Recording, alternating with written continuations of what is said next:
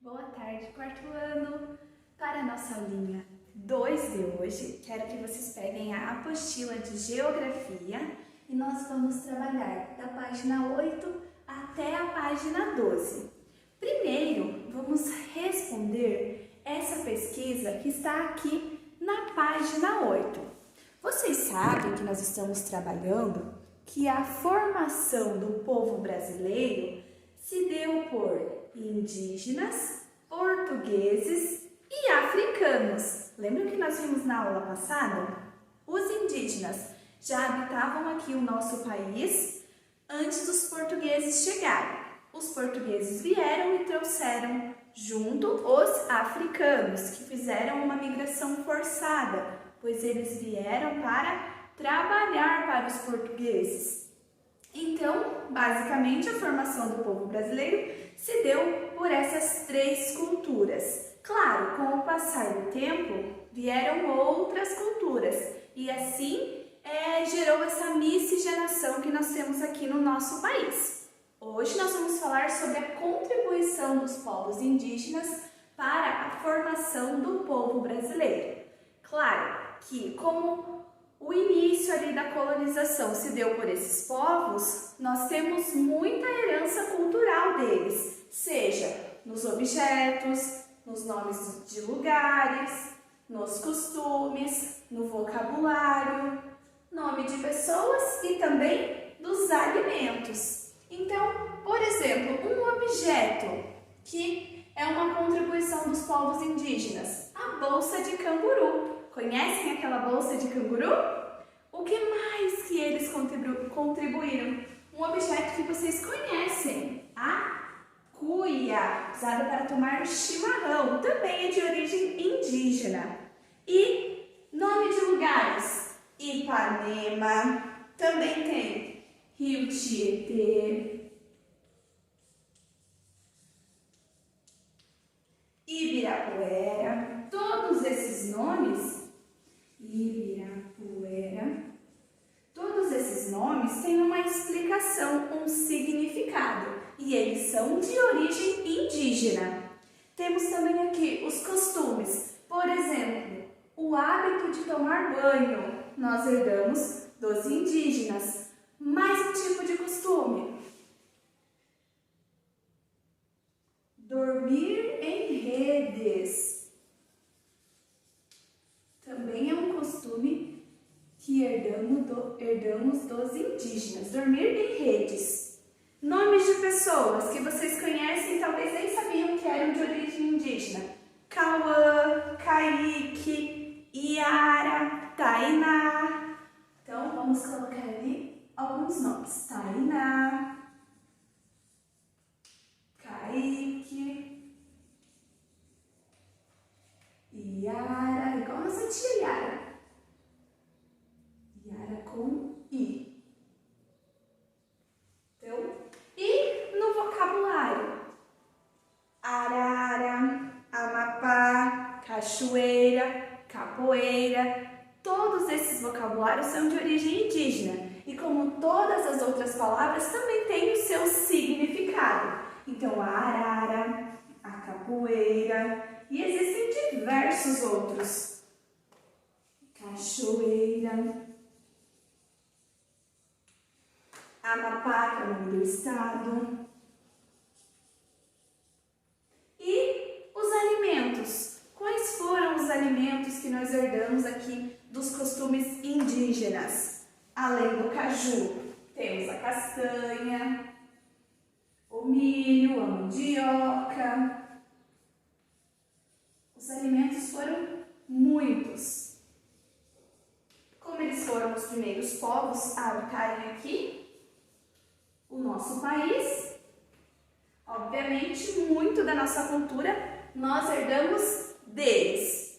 E, meus amores, ali na página 8, tem algumas questões que também é para vocês escreverem no caderno e fazerem uma pesquisa sobre os indígenas, descobrir um pouquinho mais sobre eles. Amanhã eu estarei enviando o caderno de Geografia, aí vocês vão copiar a letra A, B, C e D. Apenas apenas as 4 primeiras no caderno, copiar e responder, tá bom? Vamos agora resolver os exercícios da página 9. Então, lá na página 9, pede para vocês destacarem esses 2 mapas lá do material de apoio e resolver as atividades propostas. Primeiro, vocês devem completar as informações do mapa 1.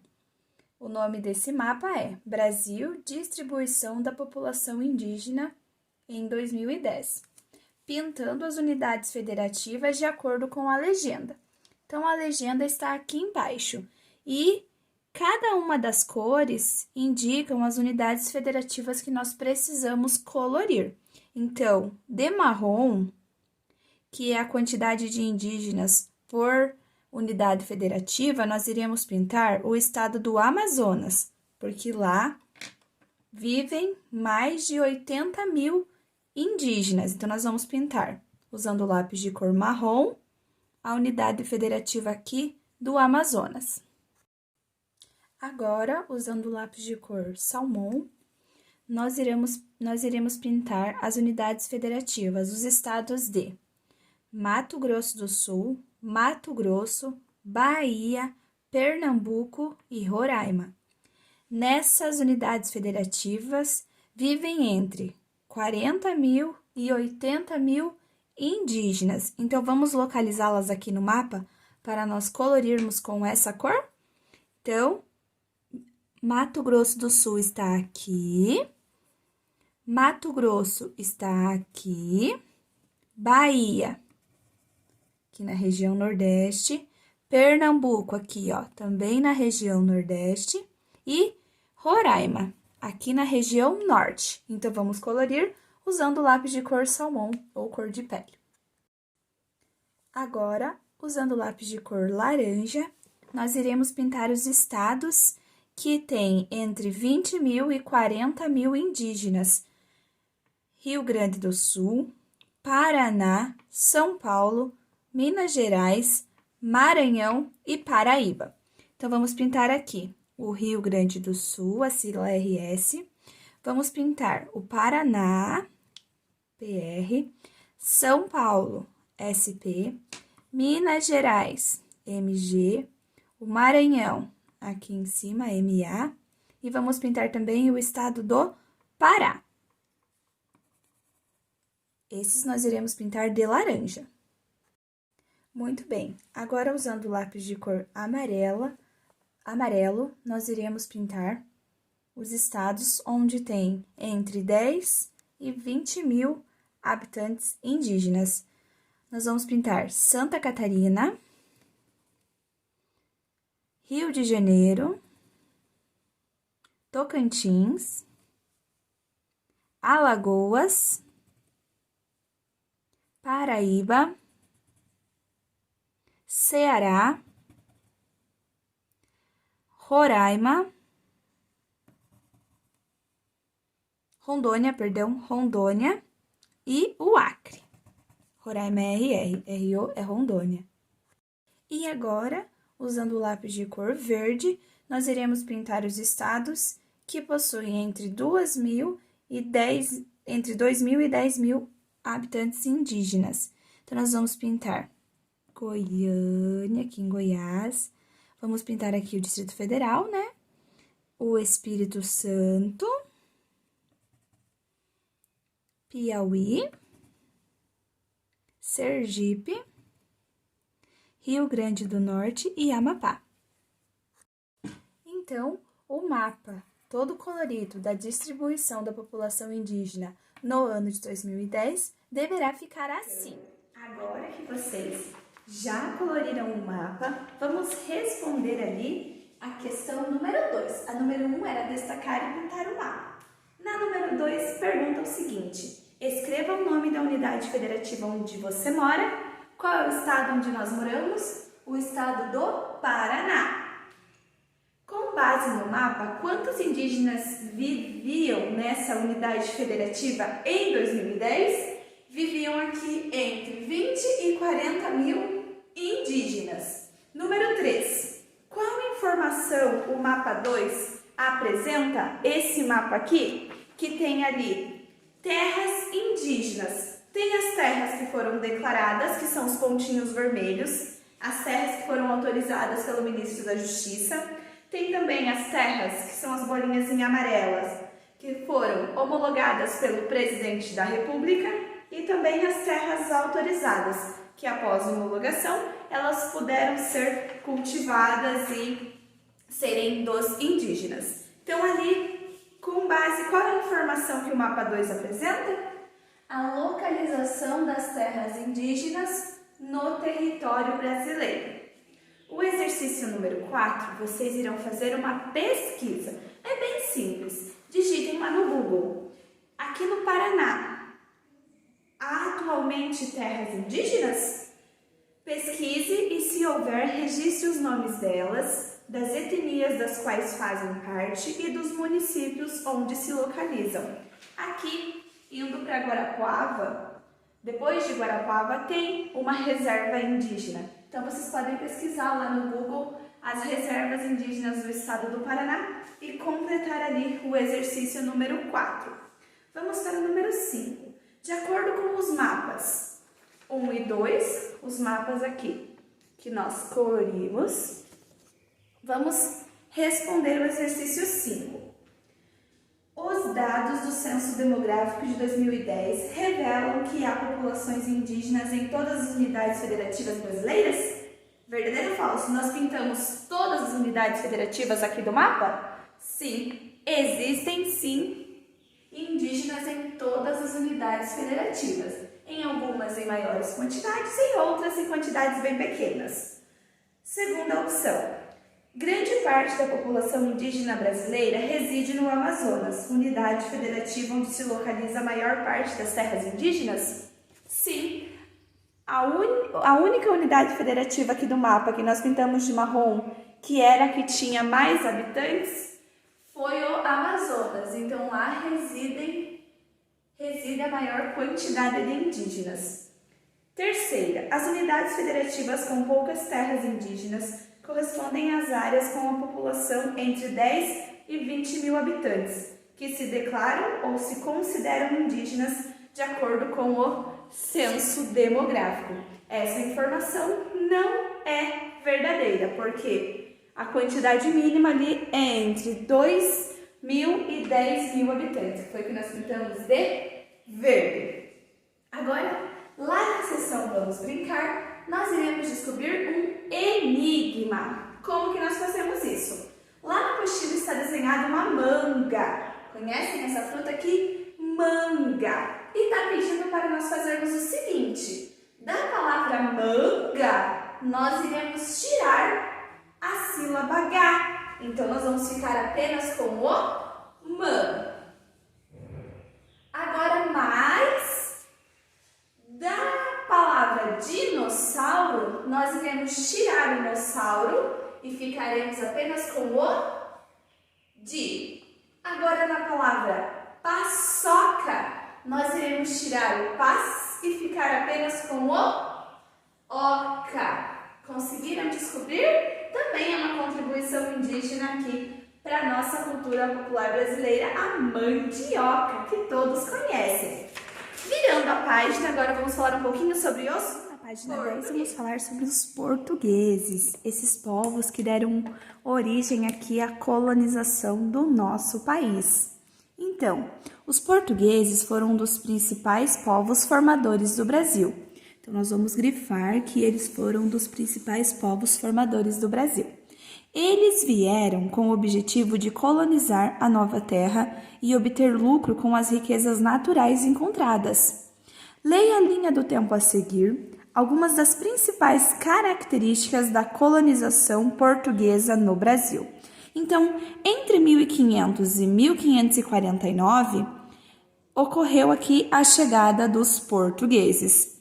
Também a exploração do litoral brasileiro por meio da extração de produtos, principalmente do pau-brasil, que nós já conversamos, vimos que era aquela árvore de seiva vermelha, era muito bem quista pelos portugueses, pelos espanhóis, por outros países que também se interessavam pela seiva dessa árvore, pois ela tinha uma cor avermelhada muito peculiar e eles usavam na fabricação ali das roupas e também de móveis, pois eram móveis muito lindos, pois a cor avermelhava dava um tom especial para os móveis.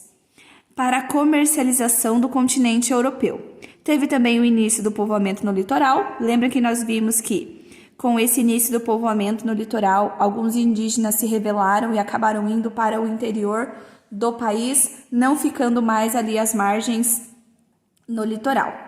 Muitos povos indígenas foram dizimados, foram se acabando nesse período. Entre 1549 a 1800, com o passar do tempo, os povoados se transformaram em vilas e cidades. Teve também o início do povoamento no interior do território. Os portugueses passam a obter lucro com a plantação de cana-de-açúcar e também com a exploração do ouro, pois as terras eram muito férteis para a produção de cana-de-açúcar. E houve também a escravidão, que se desenvolveu nesse período, entre 1549 e 1800. De 1800 a 1822, teve a transferência da corte portuguesa para o Brasil e também a proclamação da independência, quando o Brasil, lá Dom Pedro I, deu o grito de independência e declarou que o Brasil não era mais dependente de Portugal. Próximo. Quando os colonizadores portugueses se mudaram para o Brasil, trouxeram consigo seu modo de viver e de trabalhar, seus costumes, crenças e tradições. Como nós herdamos costumes, crenças e tradições de todos os povos que formaram aqui o nosso país, com os portugueses não foram diferentes. E, inclusive a língua portuguesa, que é uma grande herança que nós temos dos portugueses. Além de construir casas para morar, galinheiros, chiqueiros e estábulos para criar animais, construíram canteiros para plantar verduras e legumes que estavam acostumados a comer em Portugal. Então, criar animais como vacas, porcos, galinhas, que foram trazidos pelos colonizadores portugueses. Então vamos ver aqui mais um pouquinho da contribuição dos portugueses para a formação da cultura brasileira. Como a tia falou anteriormente, a língua falada no Brasil, que é o português, as lendas, as cantigas de roda, as festas populares regionais, o carnaval, as festas juninas, as cavalhadas, o fandango e o Bumba Meu Boi são todos de origem portuguesa. E aqui tem algumas imagens. Aqui a apresentação do Bumba Meu Boi, do Boi Bumbá Caprichoso no Festival Folclórico de Parintins, em Parintins. Também tem aqui a apresentação das cavalhadas em Pirenópolis, em Goiás. Você e seus familiares já participaram de algum folguedo? Se sim, de qual? Muitos para folguedo, alguma dessas festas aqui tradicionais, já foram para alguns desses estados do Nordeste ou do Norte e participaram de algumas dessas festas? Conversem entre vocês. Então, muitos pratos típicos brasileiros também são resultados de receitas portuguesas adaptadas, pois no período colonial os portugueses não tinham todos os ingredientes que estavam acostumados a utilizar. Arroz, couve, alface, cebola, pepino, alho, trigo e azeite de oliva são alguns exemplos de alimentos inseridos pelos colonizadores portugueses no hábito alimentar brasileiro. Então vamos grifar todos os alimentos aqui, que são alguns exemplos que os portugueses trouxeram e inseriram aqui na nossa culinária.